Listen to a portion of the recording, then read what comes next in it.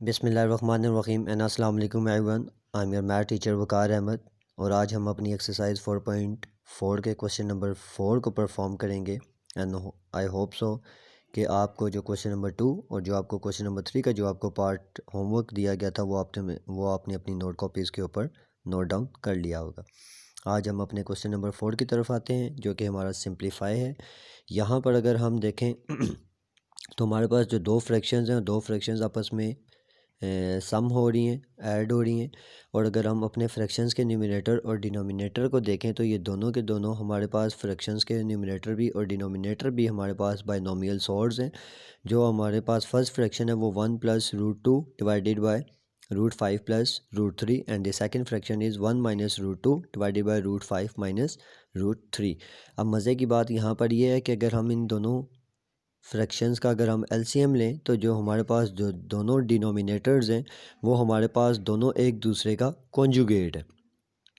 अब मैं यहाँ पे आपको प्रोसीजर इन दोनों का बताता हूँ कि जस्ट जो हमारे पास एक सिंपल एलसीएम बनेगा बिकॉज़ ये दोनों अनकॉमन फैक्टर्स हैं। √5 + √3 एक फैक्टर आ गया आपके पास और सेकंड फ्रैक्शन का जो डिनोमिनेटर है वो √5 - √3 सेकंड फैक्टर आ गया।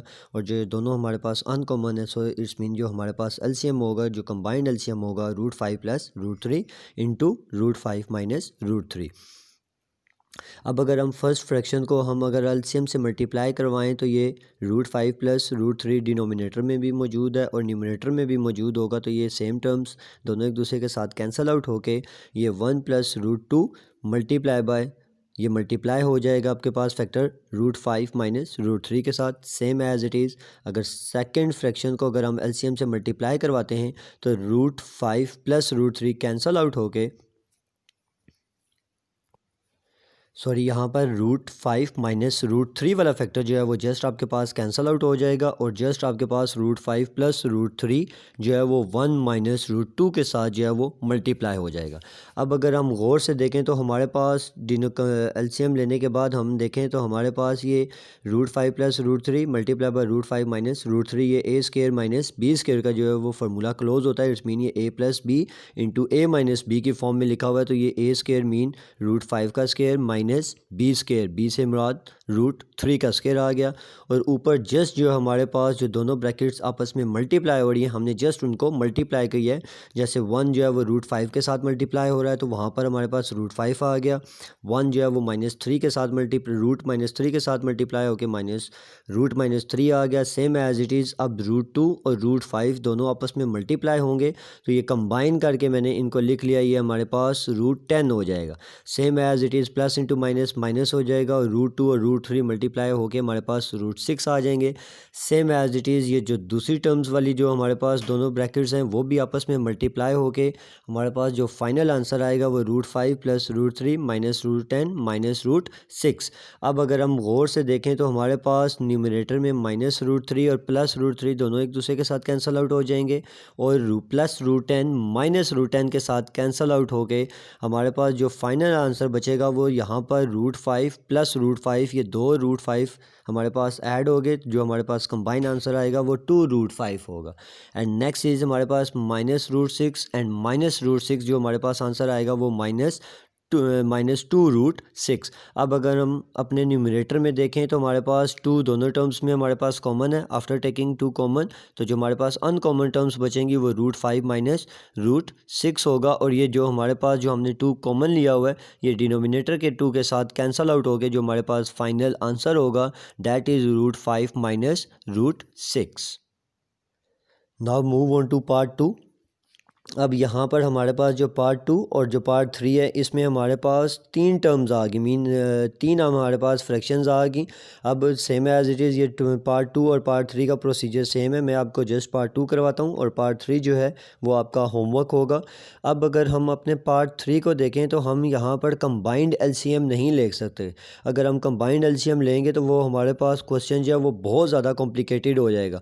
अब इसको हम बाय पार्ट्स की सूरत में लेके चलेंगे। अगर आप बेशक इसकी फर्स्ट वाली टर्म देखें तो 1/2 + √3 ये हमारे पास हम ऑलरेडी ऊपर वाले क्वेश्चंस में भी हम इस तरह के क्वेश्चंस हम कर चुके हैं। Same as it is second वाला पार्ट का अगर हम देखें तो 2/√3 √5 minus √3 and third part is 1/2 plus √5। इसको हम इंडिविजुअली भी कर सकते हैं और एक ही जो है वो स्टेप में कर सकते हैं, जैसे कि यहाँ पर मैंने आपको ये करके दिखाया हुआ है। ये हम इसको बाय पार्ट्स में लेकर चलेंगे तो हमारे लिए क्वेश्चन को सॉल्व आउट करना बहुत इजी हो जाएगा। अब अगर मैं फ़र्स्ट वाली टर्म को देखूं या फर्स्ट वाले फ्रैक्शन को देखूं तो ये जो फर्स्ट वाली फ्रैक्शन है इसका जो कॉन्जुगेट होगा वो हमारे पास होगा 2 माइनस √3। अब हमने कॉन्जुगेट के साथ उसको मल्टीप्लाई भी करवा दिया और डिवाइड भी करवा दिया। अब सेम एज इट इज़, जिस तरह फर्स्ट वाले फैक्टर को उसके कॉन्जुगेट से मल्टीप्लाई और डिवाइड करवाया, सेकंड वाली फ्रैक्शन को भी हम उसके कॉन्जुगेट के साथ मल्टीप्लाई एंड डिवाइड करवाएंगे, जो कि कॉन्जुगेट बनता है √5 plus √3 divided by √5 plus √3। Conjugate के साथ multiply and divide and same as it is third वाली फ्रैक्शन को भी हमने कॉन्जुगेट के साथ मल्टीप्लाई एंड डिवाइड करवा दिया। अब सेम एज इट इज़, जिस पहले पिछले वाले क्वेश्चन हम सॉल्व आउट करते रहे, जो हमारे पास फर्स्ट वाला फैक्टर्स होगा या जो फर्स्ट वाला कॉन्जुगेट से मल्टीप्लाई डिवाइड किया उसको हमने सॉल्व आउट करना है। अब डिनोमिनेटर पे हमारे पास a² माइनस b² का फॉर्मूला बनेगा और न्यूमरेटर में जस्ट 1 के साथ वो मल्टीप्लाई होगा तो 2 माइनस √3 ही हमारे पास आंसर आ जाएगा। नेक्स्ट अगर हम फैक्टर को देखें तो 2 जो है वो हमारे पास √3 के साथ भी मल्टीप्लाई होगा और √5 के साथ भी मल्टीप्लाई होगा और नीचे हमारे पास a² माइनस b² का फार्मूला बनेगा। Same as it is third वाला फैक्टर भी same as it is apply होगा कि हमारे पास डिनोमिनेटर में a² माइनस b² का फार्मूला बनेगा और न्यूमरेटर में हमारे पास 2 माइनस √5 आ जाएगा। अब अगर हम इसको आगे प्रोसीड करें तो यहाँ पर हमारे पास जो मैंने डिनोमिनेटर पे ये फार्मूला डायरेक्टली ओपन करके और इसको प्रॉपर्ली सॉल्व आउट करवा के मैंने डायरेक्टली जो है वो इसको मैंने जहाँ पे वो प्लस होगा या जहाँ पर वो जो भी उसका जो आंसर आएगा वो मैंने उसको उस तरह कर दिया है। यहाँ पर अगर आप देखें तो 2 का जो स्केयर होगा वो आपके पास 4 होगा और यहाँ पर √3 होल स्केयर है तो ये स्केयर रूट से जो है वो कैंसिल आउट होकर जस्ट आपके पास 3 आ जाएगा। 4 माइनस 3 इक्वल्स टू हमारे पास जो फाइनल आंसर आएगा वो हमारे पास 1 होगा। यूँ मैंने उसको कम्प्लीटली जो है वो यहाँ पर मैंने आपका आंसर लिख दिया। सेम एज इट इज़ यहाँ पर √5 का जो √5 का होल स्केयर है और √3 का होल स्केयर है, ये दोनों रूट्स जो है वो हमारे पास स्केयर के साथ कैंसिल आउट हो गए। 5 माइनस 3 इक्वल्स टू हमारे पास 2 आ जाएगा और जो हमारे पास ऊपर न्यूमरेटर में 2 है वो नीचे वाले डिनोमिनेटर के 2 के साथ कैंसिल आउट हो जाएगा। अब अगर हम थर्ड वाले फ्रैक्शन में देखें तो 2 का स्केयर 4 आ गया और यहाँ पर रूट का जो स्केयर है √5 का जो स्केयर है वो कैंसिल आउट हो गया। 4 माइनस 5 इक्वल्स टू -1 आ जाएगा।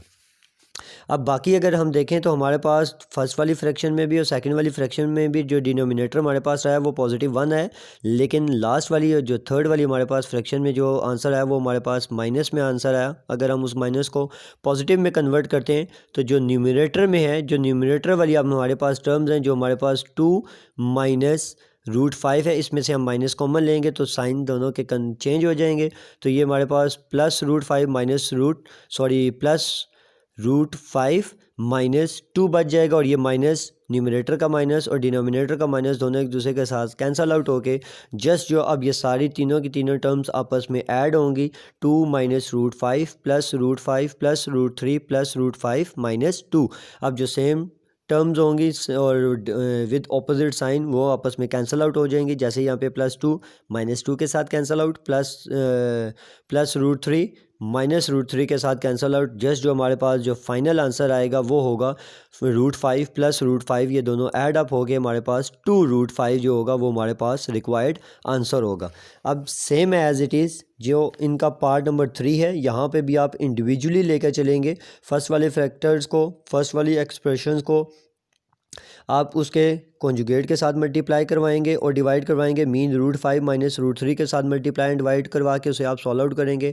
Same as it is second वाले फैक्टर को भी उसके कॉन्जुगेट के साथ मल्टीप्लाई एंड डिवाइड करवाएंगे और सेकंड वाले फैक्टर का जो कॉन्जुगेट बनेगा वो √3 माइनस √2 होगा।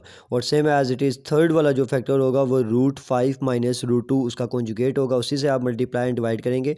सेम एज इट इज़ जिस तरह मैंने ये आपको पार्ट नंबर 2 जो है वो परफॉर्म करवाया, सेम एज इट इज़ आपका पार्ट नंबर 3 भी जो है वो इसी तरह आपका परफॉर्म होगा। और क्वेश्चन नंबर 4 का पार्ट 3 इज़ योर होमवर्क।